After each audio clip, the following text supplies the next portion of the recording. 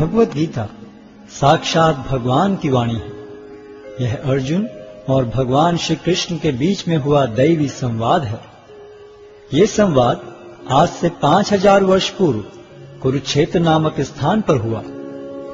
भगवत गीता में जीवन के सभी महत्वपूर्ण प्रश्नों का उत्तर है, जैसे हम कौन हैं, भगवान कौन है, हमें कष्ट क्यों होते हैं, क्या पुनर्जन्म होता है, क्या अन्य ग्रहों पर जीवन है, हम कैसे इस जन्म और अगले जन्म में सुखी रह सकते हैं, हम कैसे भगवत धाम को जा सकते हैं। कोई पूछ सकता है कि कुरुक्षेत्र में हुए महान युद्ध जिसके दौरान भगवत गीता कही गई, उसका कारण क्या था। 5000 वर्ष पहले विचित्रवीर्य नामक एक महान राजा का देहांत हो गया। क्योंकि उसका बड़ा पुत्र धृतराष्ट्र जन्म से अंधा होने के कारण राज्यभार संभालने में असमर्थ था, अतः उसके छोटे भाई पांडु ने राज्य सिंहासन संभाला। पांडु की मृत्यु के बाद उसके 5 पुत्र, जो पांडवों के नाम से विख्यात थे, जो नियमानुसार राज्य के उत्तराधिकारी बने, लेकिन पांडव भी बालक ही थे, अतः धृतराष्ट्र ने स्वयं राज्यभार संभाला। धृतराष्ट्र के 100 पुत्र थे, जो कौरवों के नाम से जाने जाते थे। जब पांडव बड़े होकर राज्य संभालने लायक हुए, तो वे संपूर्ण राज्य नहीं लेना चाहते थे, हालांकि वो उनका नियम संगत अधिकार था। वे राज्य को अपने चचेरे भाइयों के साथ बांटना चाहते थे और इस प्रकार राज्य को पांडवों और कौरवों के बीच बांट दिया गया। लेकिन कौरवों में ज्येष्ठ दुर्योधन अपने भाग से संतुष्ट न था। वो संपूर्ण राज्य को स्वयं ही भोगना चाहता था। उसने पांडवों को मारने के लिए कई षड्यंत्र रचे, लेकिन वो असफल रहा। फिर उसने नियम के विरुद्ध संपूर्ण राज्य को हड़प लिया और पांडवों को राज्य से निष्कासित कर दिया। पांडवों ने फिर 5 गांव की मांग की। दुर्योधन ने उत्तर दिया, 5 गांव तो दूर, वो सुई की नोक के बराबर भी जमीन नहीं दे सकता। भगवान श्री कृष्ण ने जमीन के इस झगड़े को शांतिपूर्ण एवं अहिंसात्मक तरीके से सुलझाने का प्रस्ताव रखा, लेकिन दुर्योधन ने यह प्रस्ताव को अस्वीकार करते हुए पांडवों के प्रति युद्ध की घोषणा कर दी और इस प्रकार महाभारत का महान युद्ध अवश्यंभावी हो गया। युद्ध की तैयारी में अर्जुन और दुर्योधन दोनों ही भगवान श्री कृष्ण के पास सहायता मांगने गए। भगवान श्री कृष्ण उनकी मदद मांगने को आए किसी भी व्यक्ति को नहीं ठुकराते थे, चाहे वह सज्जन हो या दुर्जन। भगवान श्री कृष्ण ने अपनी संपूर्ण सेना को एक ओर तथा स्वयं को मार्गदर्शक के रूप में दूसरी ओर देने का प्रस्ताव रखा। दुर्योधन ने भगवान श्री कृष्ण की सेना को चुना, जबकि अर्जुन भगवान को मार्गदर्शक के रूप में प्राप्त करने को उत्सुक था। इस प्रकार भगवान श्री कृष्ण अर्जुन के मार्गदर्शक तथा सारथी बने। युद्ध स्थल में अर्जुन एक दुविधा में पड़ गया कि वह अपने अधिकारों के लिए लड़े, जिसके लिए आवश्यक था अपने ही स्वजनों का वध, या युद्ध भूमि से पलायन कर दुष्ट दुर्योधन को राज्य पर शासन करने दे। अर्जुन अपने को इस दुविधा से बाहर निकालने में असमर्थ पाकर भगवान श्री कृष्ण की शरण लेता है। शरणागत आए अपने मित्र एवं भक्त अर्जुन को भगवान श्री कृष्ण भगवत गीता के दिव्य उपदेश द्वारा इस दुविधा से उबारते हैं और श्रीमद् भगवत गीता के माध्यम से अर्जुन के ही समान अपनी शरण में आए सभी भक्तों का गीता महात्म्य के अनुसार भगवत गीता दिव्य साहित्य है, जिसको ध्यान पूर्वक पढ़ना चाहिए। गीता शास्त्रमिदं पुण्यम यह पठेत प्रयतः पुमान्। यदि कोई भगवत गीता के उपदेशों का पालन करे तो वह जीवन के दुखों तथा चिंताओं से मुक्त हो सकता है। भय शोकादि वर्जितः, वह इस जीवन में सारे भय से मुक्त हो जाएगा और उसका अगला जीवन आध्यात्मिक होगा। गीताध्ययनशीलस्य प्राणायाम परस्य च नैव सन्ति ही पापानि पूर्व जन्म कृतानि च। यदि कोई भगवत गीता को निष्ठा तथा गंभीरता के साथ पढ़ता है तो भगवान की कृपा से उसके सारे पूर्व दुष्कर्मों के फलों का उस पर कोई प्रभाव नहीं पड़ता। मलिने मोचनम पुंसाम जल स्नानम दिने दिने सकृत गीतामृत स्नानम संसारमलम नाशनम। मनुष्य जल में स्नान करके नित्य अपने को स्वच्छ कर सकता है, लेकिन यदि कोई भगवद गीता रूपी पवित्र गंगा जल में एक बार भी स्नान कर ले तो वह भव सागर की मलिनता से सदा सदा के लिए मुक्त हो जाता है। गीता सुगीता कर्तव्या किमन्यै शास्त्र विस्तरई या स्वयं पद्मनाभस्य मुख पद्मादिनिस्सता। चूंकि भगवद गीता भगवान के मुख से निकली है, अतएव किसी को अन्य वैदिक साहित्य पढ़ने की आवश्यकता नहीं रहती। उसे केवल भगवद गीता का ही ध्यान पूर्वक तथा मनोयोग से श्रवण तथा पठन करना चाहिए। वर्तमान युग में लोग सांसारिक कार्यों में इतने व्यस्त हैं कि उनके लिए समस्त वैदिक साहित्य का अध्ययन कर पाना संभव नहीं रह गया है, परंतु इसकी आवश्यकता भी नहीं है। केवल एक पुस्तक भगवद गीता ही पर्याप्त है, क्योंकि यह समस्त वैदिक ग्रंथों का सार है और इसका प्रवचन भगवान ने किया है। भारतामृत सर्वस्वम विष्णु वक्राद्विनिश्चितम गीता गंगोदकम पीत्वा पुनर्जन्म न विद्यते।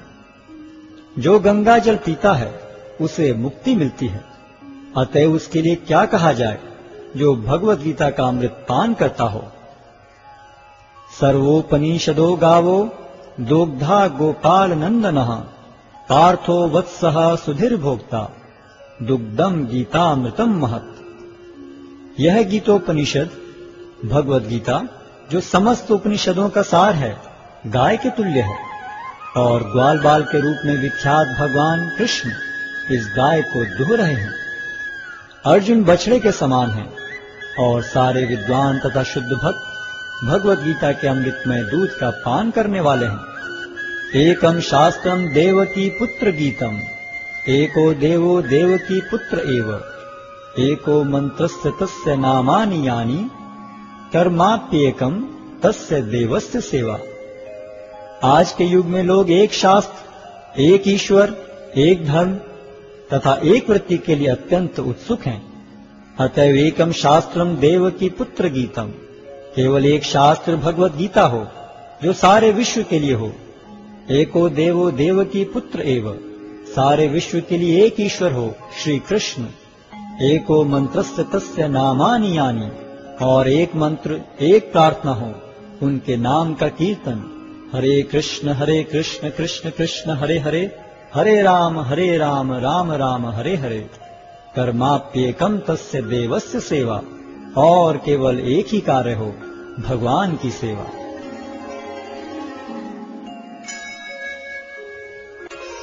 अध्याय 1 कुरुक्षेत्र के युद्ध स्थल में सैन्य निरीक्षण। धृतराष्ट्र ने कहा, हे संजय, धर्मभूमि कुरुक्षेत्र में युद्ध की इच्छा से एकत्र हुए मेरे तथा पांडु के पुत्रों ने क्या किया? संजय ने कहा, हे राजन, पांडु पुत्रों द्वारा सेना की व्यूह रचना देखकर राजा दुर्योधन अपने गुरु के पास गया और उसने ये शब्द कहे, हे आचार्य, पांडु पुत्रों की विशाल सेना को देखें, जिसे आपके बुद्धिमान शिष्य द्रुपद के पुत्र ने इतने कौशल से व्यवस्थित किया है। इस सेना में भीम तथा अर्जुन के समान युद्ध करने वाले अनेक वीर धनुर्धर हैं, यथा महारथी युयुधान, विराट तथा द्रुपद। इनके साथ ही धृष्टकेतु, चेकितान, काशीराज, पुरुजित, कुंतीभोज तथा शैब्य जैसे महान शक्तिशाली योद्धा भी हैं। पराक्रमी युधामन्यु, अत्यंत शक्तिशाली उत्तमौजा, सुभद्रा का पुत्र तथा द्रौपदी के पुत्र, ये सभी महारथी हैं। किंतु हे ब्राह्मण श्रेष्ठ, आपकी सूचना के लिए मैं अपनी सेना के उन नायकों के विषय में बताना चाहूंगा जो मेरी सेना को संचालित करने में विशेष रूप से निपुण हैं। मेरी सेना में स्वयं आप, भीष्म, कर्ण, कृपाचार्य, अश्वत्थामा, विकर्ण तथा सोमदत्त का पुत्र भूरिश्रवा आदि हैं, जो युद्ध में सदैव विजयी रहे हैं। ऐसे अनेक वीर भी हैं जो मेरे लिए अपना जीवन त्याग करने के लिए उद्यत हैं। वे विविध प्रकार के हथियारों से सुसज्जित हैं और युद्ध विद्या में निपुण हैं। हमारी शक्ति अपरिमेय है और हम सब पितामह द्वारा भली भांति संरक्षित हैं, जबकि पांडवों की शक्ति भीम द्वारा भली भांति संरक्षित होकर भी सीमित है। अतएव सैन्य व्यूह में अपने अपने मोर्चों पर खड़े रहकर आप सभी भीष्म पितामह को पूरी सहायता दें। तब कुरुवंश के वयोवृद्ध परम प्रतापी एवं वृद्ध पितामह ने सिंह गर्जन किसी ध्वनि करने वाले अपने शंख को उच्च स्वर में बजाया, जिससे दुर्योधन को हर्ष हुआ। तत्पश्चात शंख, नगाड़े, बिगुल, तुरही तथा सिंह सहसा एक साथ बज उठे। वह समवेत स्वर अत्यंत कोलाहलपूर्ण था। दूसरी ओर से श्वेत घोड़ों द्वारा खींचे जाने वाले विशाल रथ पर आसीन कृष्ण तथा अर्जुन ने अपने अपने दिव्य शंख बजाए। भगवान कृष्ण ने अपना पांचजन्य शंख बजाया, अर्जुन ने देवदत्त शंख तथा अति भौजी एवं अति मानवीय कार्य करने वाले भीम ने पौंड्र नामक भयंकर शंख बजाया। हे राजन, कुंती पुत्र राजा युधिष्ठिर ने अपना अनंत विजय नामक शंख बजाया तथा नकुल और सहदेव ने सुघोष एवं मणिपुष्पक शंख बजाए। महान धनुर्धर काशीराज, परम योद्धा शिखंडी, धृष्टद्युम्न, विराट, अजय सात्यकी, द्रुपद, द्रौपदी के पुत्र तथा सुभद्रा के महाबाहु पुत्र आदि सबों ने अपने अपने शंख बजाए। इन विभिन्न शंखों की ध्वनि कोलाहलपूर्ण बन गई, जो आकाश तथा पृथ्वी को शब्दायमान करती हुई धृतराष्ट्र के पुत्रों के हृदय को विदीर्ण करने लगी। उस समय हनुमान से अंकित ध्वजा लगे रथ पर आसीन पांडुपुत्र अर्जुन अपना धनुष उठाकर तीर चलाने के लिए उद्यत हुआ।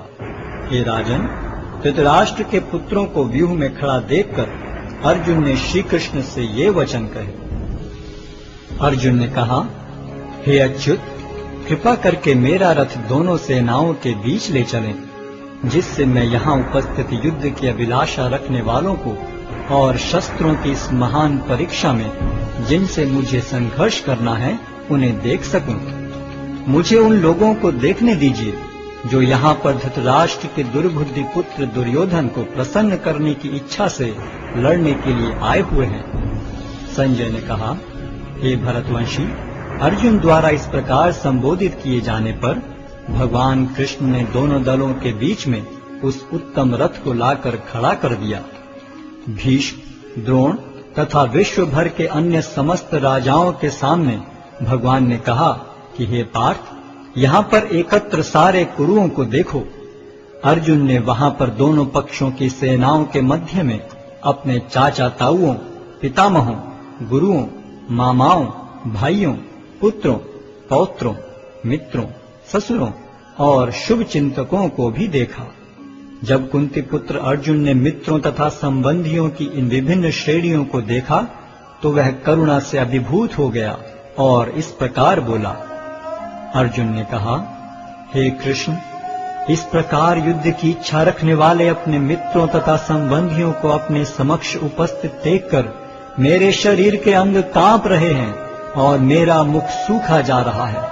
मेरा सारा शरीर कांप रहा है, मेरे रोंगटे खड़े हो रहे हैं, मेरा गांडीव धनुष मेरे हाथ से सरक रहा है और मेरी त्वचा जल रही है।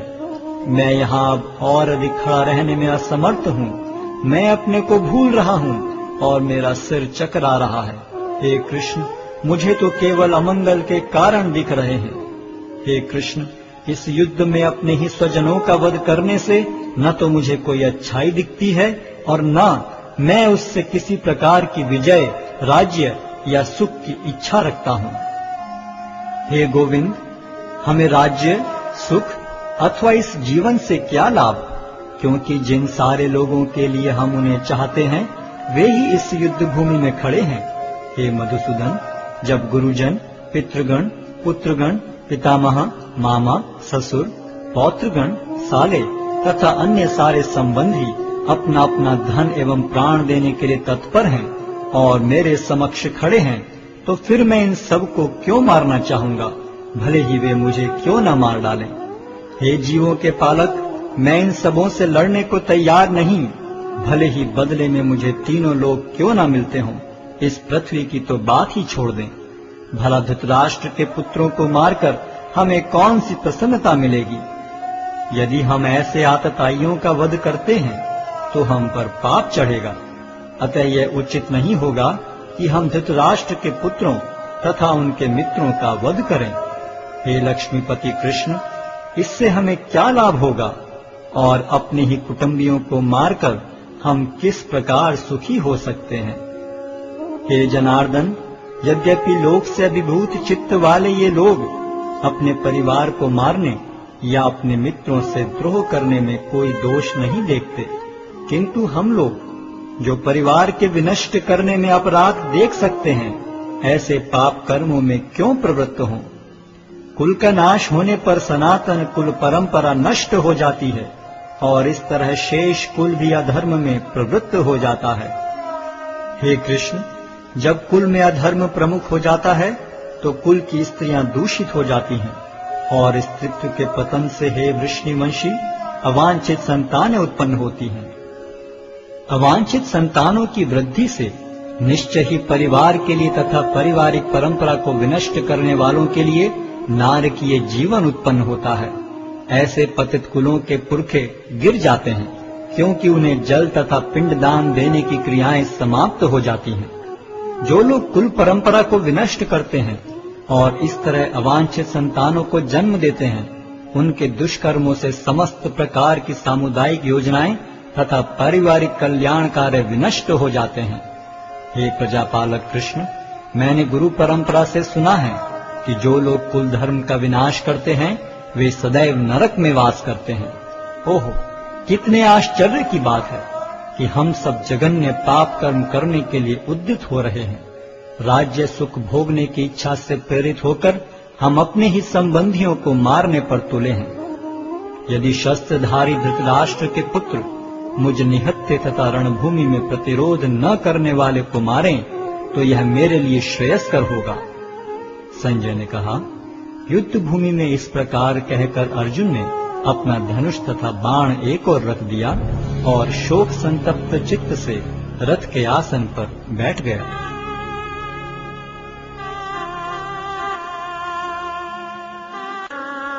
अध्याय 2 गीता का सार।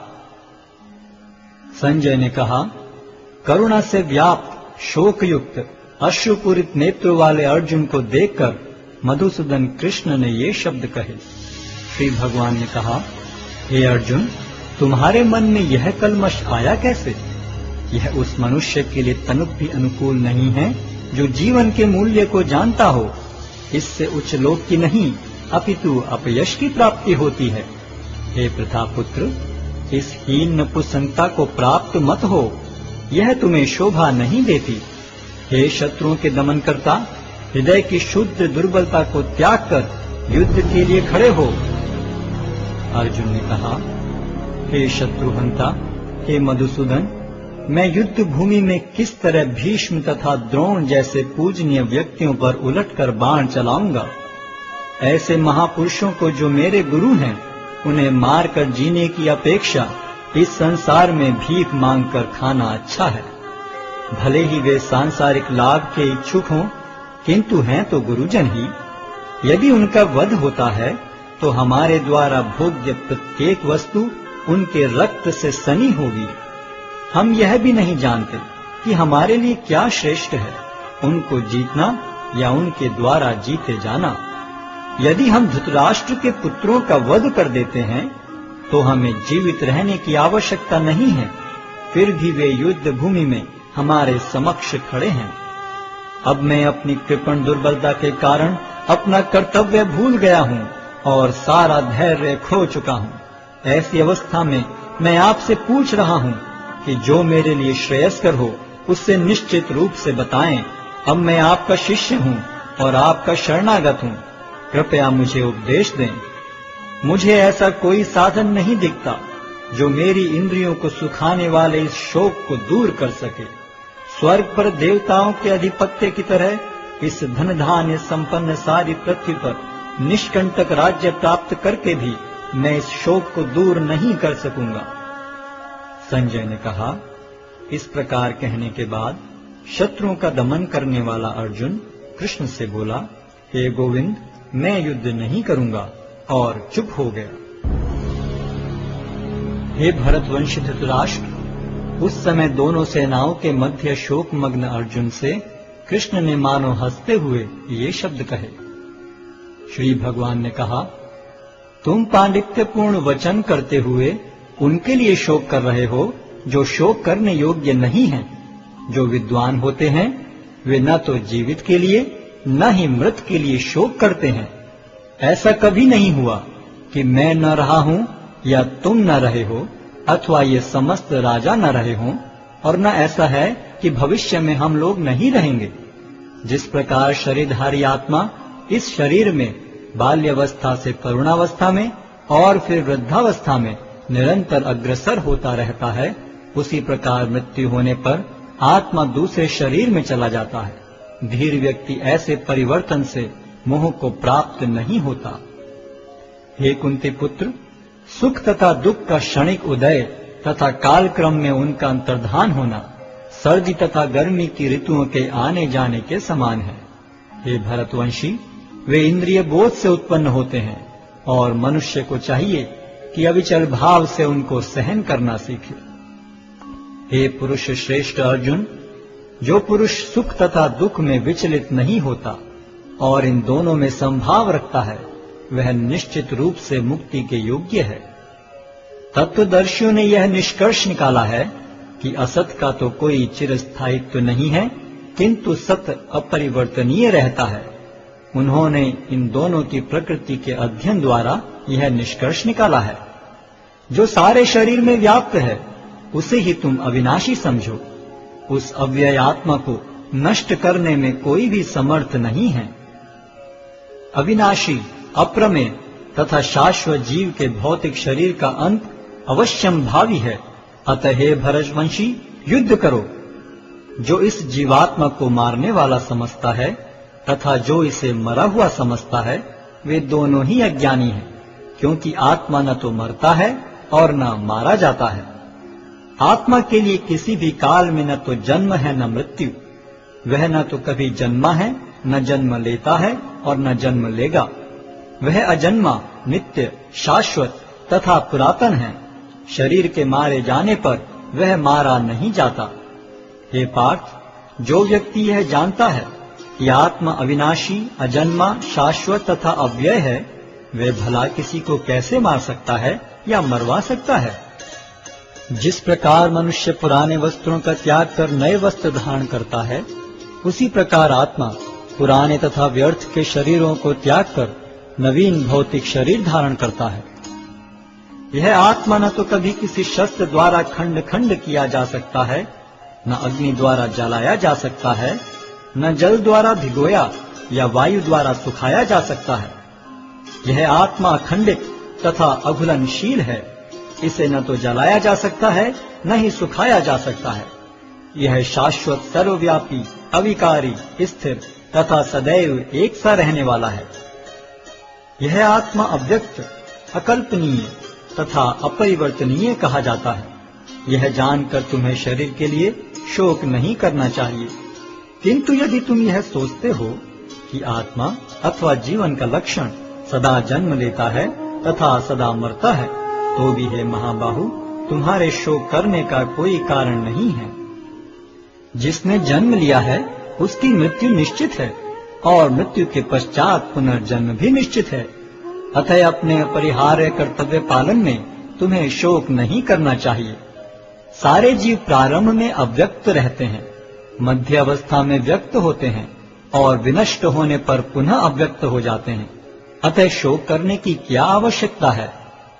कोई आत्मा को आश्चर्य से देखता है, कोई इसे आश्चर्य की तरह बताता है तथा कोई इसे आश्चर्य की तरह सुनता है, किंतु कोई कोई इसके विषय में सुनकर भी कुछ नहीं समझ पाते। हे भरतवंशी, शरीर में रहने वाले का कभी भी वध नहीं किया जा सकता।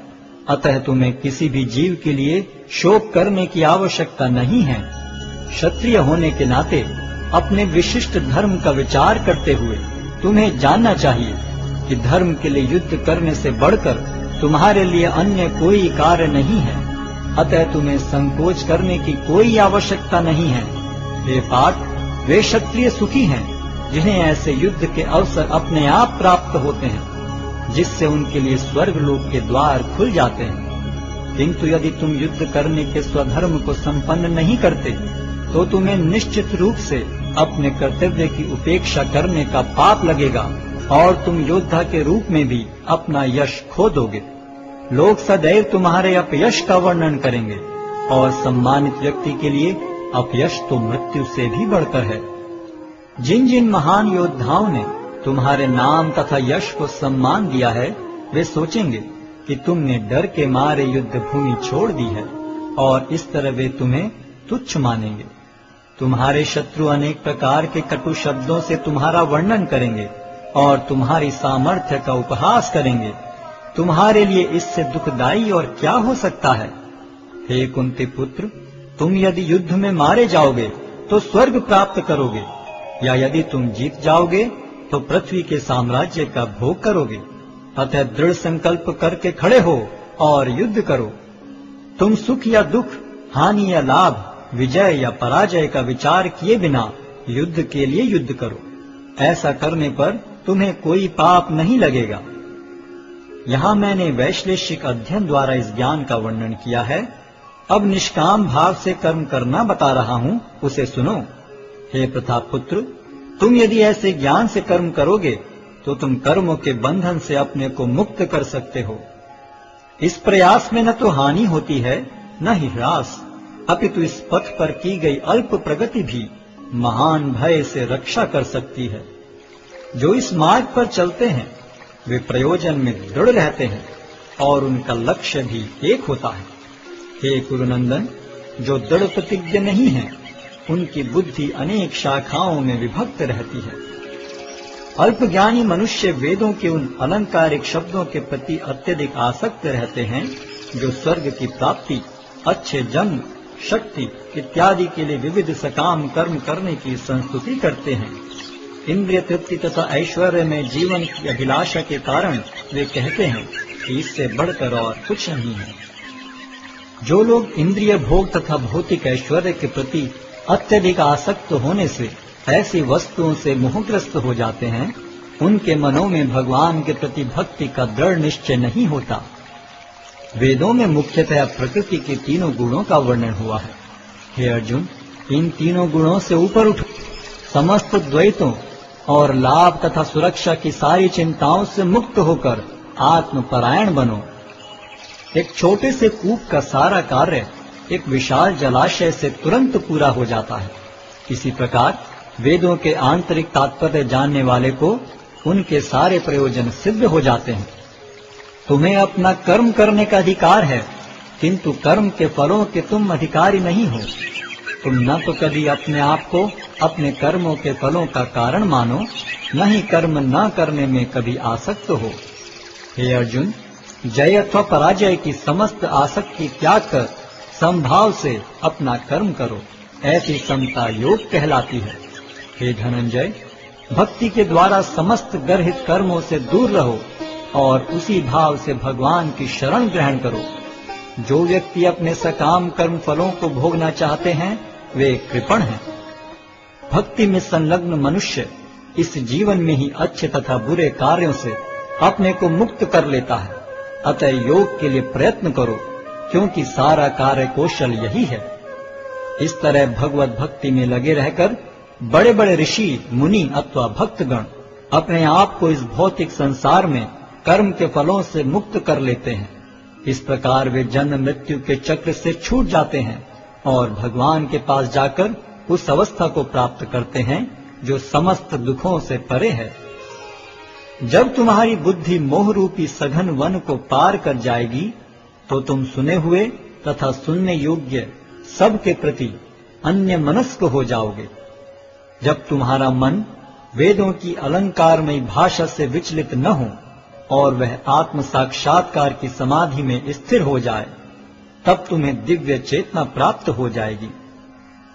अर्जुन ने कहा, हे कृष्ण, अध्यात्म में लीन चेतना वाले व्यक्ति के क्या लक्षण हैं? वह कैसे बोलता है तथा उसकी भाषा क्या है? वह किस तरह बैठता और चलता है? श्री भगवान ने कहा, हे पार्थ, जब मनुष्य मनोधर्म से उत्पन्न होने वाली इंद्रिय तृप्ति की समस्त कामनाओं का परित्याग कर देता है, और जब इस तरह से विशुद्ध हुआ उसका मन आत्मा में संतोष प्राप्त करता है, तो वह विशुद्ध दिव्य चेतना को प्राप्त स्थित प्रज्ञ कहा जाता है, जो त्रय तापों के होने पर भी मन में विचलित नहीं होता अथवा सुख में प्रसन्न नहीं होता, और जो आसक्ति, भय तथा क्रोध से मुक्त है, वह स्थिर मन वाला मुनि कहलाता है। इस भौतिक जगत में जो व्यक्ति न तो शुभ की प्राप्ति से हर्षित होता है और न अशुभ के प्राप्त होने पर उससे घृणा करता है, वह पूर्ण ज्ञान में स्थिर होता है। जिस प्रकार कछुआ अपने अंगों को संकुचित करके खोल के भीतर कर लेता है, उसी तरह जो मनुष्य अपनी इंद्रियों को इंद्रिय विषयों से खींच लेता है, वह पूर्ण चेतना में दृढ़ता पूर्वक स्थिर होता है। देहधारी जीव इंद्रिय भोग से भले ही निवृत्त हो जाए, पर उसमें इंद्रिय भोगों की इच्छा बनी रहती है, लेकिन उत्तम रस के अनुभव होने से ऐसे कार्यों को बंद करने पर वह भक्ति में स्थिर हो जाता है। हे अर्जुन, इंद्रियां इतनी प्रबल तथा वेगवान हैं कि वे उस विवेकी पुरुष के मन को भी बलपूर्वक हर लेती हैं, जो उन्हें वश में करने का प्रयत्न करता है। जो इंद्रियों को पूर्णतया वश में रखते हुए इंद्रिय संयम करता है और अपनी चेतना को मुझ में स्थिर कर देता है, वह मनुष्य स्थिर बुद्धि कहलाता है। इंद्रिय विषयों का चिंतन करते हुए मनुष्य की उनमें आसक्ति उत्पन्न हो जाती है, और ऐसी आसक्ति से काम उत्पन्न होता है, और फिर काम से क्रोध प्रकट होता है। क्रोध से पूर्ण मोह उत्पन्न होता है, और मोह से स्मरण शक्ति का विभ्रम हो जाता है। जब स्मरण शक्ति भ्रमित हो जाती है, तो बुद्धि नष्ट हो जाती है, और बुद्धि नष्ट होने पर मनुष्य भवकूप में पुनः गिर जाता है। किंतु समस्त राग तथा द्वेष से मुक्त एवं अपनी इंद्रियों को संयम द्वारा वश में करने में समर्थ व्यक्ति भगवान की पूर्ण कृपा प्राप्त कर सकता है। इस प्रकार से कृष्ण भावनामृत में तुष्ट व्यक्ति के लिए संसार के तीनों ताप नष्ट हो जाते हैं, और ऐसी तुष्ट चेतना होने पर उसकी बुद्धि शीघ्र ही स्थिर हो जाती है। जो कृष्ण भावनामृत में परमेश्वर से संबंधित नहीं है, उनकी न तो बुद्धि दिव्य होती है और न ही मन स्थिर होता है, जिसके बिना शांति की कोई संभावना नहीं है। शांति के बिना सुख हो भी कैसे सकता है। जिस प्रकार पानी में तैरती नाव को प्रचंड वायु दूर बहा ले जाती है, उसी प्रकार विचरणशील इंद्रियों में से कोई एक जिस पर मन निरंतर लगा रहता है, मनुष्य की बुद्धि को हर लेती है। अतः हे महाबाहु, जिस पुरुष की इंद्रियां अपने अपने विषयों से सब प्रकार से विरत होकर उसके वश में है, उसी की बुद्धि निस्संदेह स्थिर है। जो सब जीवों के लिए रात्रि है, वह आत्म संयमी के जागने का समय है, और जो समस्त जीवों के जागने का समय है, वह आत्मनिरीक्षक मुनि के लिए रात्रि है। जो पुरुष समुद्र में निरंतर प्रवेश करती रहने वाली नदियों के समान इच्छाओं के निरंतर प्रवाह से विचलित नहीं होता और जो सदैव स्थिर रहता है, वही शांति प्राप्त कर सकता है, वह नहीं जो ऐसी इच्छाओं को तुष्ट करने की चेष्टा करता हो। जिस व्यक्ति ने इंद्रिय तृप्ति की समस्त इच्छाओं का परित्याग कर दिया है, जो इच्छाओं से रहित रहता है, और जिसने सारी ममता त्याग दी है तथा अहंकार से रहित है, वही वास्तविक शांति को प्राप्त कर सकता है। यह आध्यात्मिक तथा ईश्वरीय जीवन का पथ है, जिसे प्राप्त करके मनुष्य मोहित नहीं होता। यदि कोई जीवन के अंतिम समय में भी इस तरह स्थित हो, तो वह भगवत धाम में प्रवेश कर सकता है। अध्याय 3 कर्मयोग। अर्जुन ने कहा, हे जनार्दन, हे केशव, यदि आप बुद्धि को सकाम कर्म से श्रेष्ठ समझते हैं, तो फिर आप मुझे इस घोर युद्ध में क्यों लगाना चाहते हैं? आपके व्यामिश्रित उपदेशों से मेरी बुद्धि मोहित हो रही है। अतः कृपा करके निश्चय पूर्वक मुझे बताएं कि इनमें से मेरे लिए सर्वाधिक श्रेयस्कर क्या होगा। श्री भगवान ने कहा, हे निष्पाप अर्जुन, मैं पहले ही बता चुका हूं कि आत्म साक्षात्कार का प्रयत्न करने वाले दो प्रकार के पुरुष होते हैं। कुछ इसे ज्ञान योग द्वारा समझने का प्रयत्न करते हैं, तो कुछ भक्तिमय सेवा के द्वारा। न तो कर्म से विमुख होकर कोई कर्मफल से छुटकारा पा सकता है, और न केवल संन्यास से सिद्धि प्राप्त की जा सकती है। प्रत्येक व्यक्ति को प्रकृति से अर्जित गुणों के अनुसार विवश होकर कर्म करना पड़ता है। अतः कोई भी एक क्षण भर के लिए भी बिना कर्म किए नहीं रह सकता। जो कर्म इंद्रियों को वश में तो करता है, किंतु जिसका मन इंद्रिय विषयों का चिंतन करता रहता है, वह निश्चित रूप से स्वयं को धोखा देता है और मिथ्याचारी कहलाता है। दूसरी ओर यदि कोई निष्ठावान व्यक्ति अपने मन के द्वारा कर्मेंद्रियों को वश में करने का प्रयत्न करता है और बिना किसी आसक्ति के कर्मयोग प्रारंभ करता है, तो वह अति उत्कृष्ट है। अपना नियत कर्म करो, क्योंकि कर्म न करने की अपेक्षा कर्म करना श्रेष्ठ है। कर्म के बिना तो शरीर निर्वाह भी नहीं हो सकता। श्री विष्णु के लिए यज्ञ रूप में कर्म करना चाहिए, अन्यथा कर्म के द्वारा इस भौतिक जगत में बंधन उत्पन्न होता है। अतः हे कुंती पुत्र, उनकी प्रसन्नता के लिए अपने नियत कर्म करो। इस तरह तुम बंधन से सदा मुक्त रहोगे। सृष्टि के प्रारंभ में समस्त प्राणियों के स्वामी ने विष्णु के लिए यज्ञ सहित मनुष्यों तथा देवताओं की संततियों को रचा और उनसे कहा, तुम इस यज्ञ से सुखी रहो, क्योंकि इसके करने से तुम्हें सुखपूर्वक रहने तथा मुक्ति प्राप्त करने के लिए समस्त वांछित वस्तुएं प्राप्त हो सकेंगी। यज्ञों के द्वारा प्रसन्न होकर देवता तुम्हें भी प्रसन्न करेंगे और इस तरह मनुष्यों तथा देवताओं के मध्य सहयोग से सबों को संपन्नता प्राप्त होगी।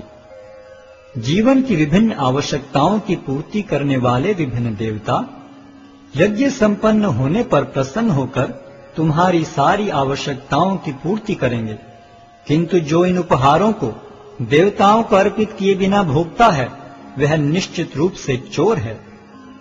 भगवान के भक्त सभी प्रकार के पापों से मुक्त हो जाते हैं, क्योंकि वे यज्ञ में अर्पित किए भोजन प्रसाद को ही खाते हैं।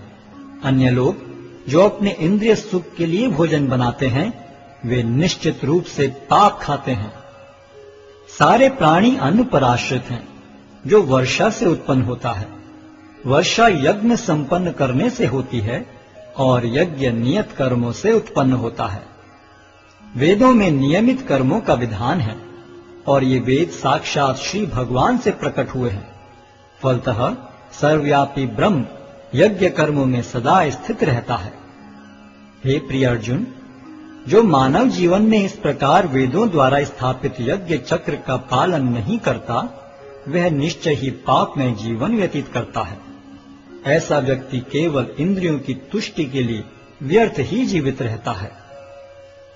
किंतु जो व्यक्ति आत्मा में ही आनंद लेता है तथा जिसका जीवन आत्म साक्षात्कार युक्त है और जो अपने में ही पूर्णतया संतुष्ट रहता है, उसके लिए कुछ कारणीय कर्तव्य नहीं होता।